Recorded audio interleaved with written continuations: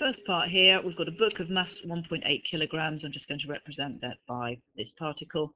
So the weight is 1.8 g newtons, and that book is resting on the slope, which has an angle of 15 degrees to the horizontal. Question says, what's the frictional force given that the book doesn't move? Now, because the book is resting on the slope here, if there were no friction, then the book would slide down the slope. In other words, the frictional force must be acting to stop that, and I'm going to represent the frictional force there by F. Now, to work out the size of the frictional force, because the book is in equilibrium, it's not sliding, I know that the forces acting up the slope must equal the forces acting down the slope. In other words, F acting up the slope must equal the component of the weight acting down the slope, well, that's just 1.8 g cos 75 degrees. And if I work that out, F comes out as 4.57 newtons.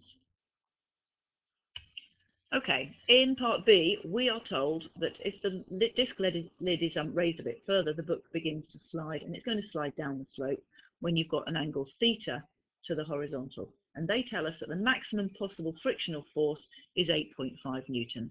Now again, if the particle is going to slide down the slope, which it must because it's its weight acting downwards, friction must be acting up the slope, and we're told that the maximum possible frictional force is 8.45 newtons.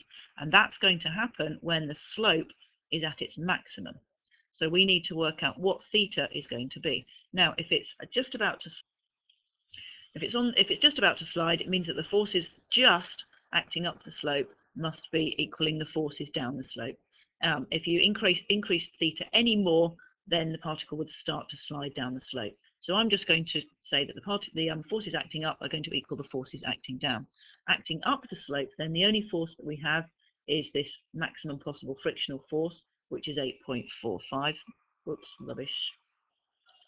Sorry, that was right. Acting up the slope, we've got 8.45 newtons, and then acting down the slope, we've got the component of the weight, which is acting down the slope.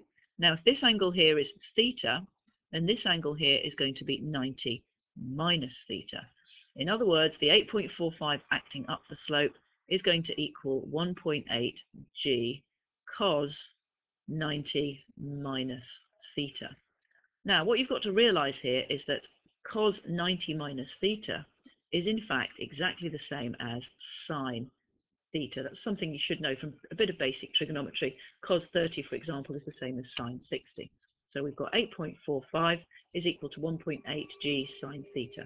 In other words, sine theta is going to be 8.45 divided by 1.8 g. And if you work out what theta comes out to there, it comes out as, and that comes out as 28.6 degrees. Right, part C, we now have the situation where the particle is, the slope is increased even further, which essentially means that what's going to happen now is that it's going to slide down the slope. In other words, it's going to accelerate down the slope. And we're going to use Newton's second law to find out what the acceleration is. Now, Newton's second law says that F is equal to ma, where F is the resultant force, and in this case, it's the resultant force acting down the slope. Now, there are two forces which are tending to affect its movement down the slope.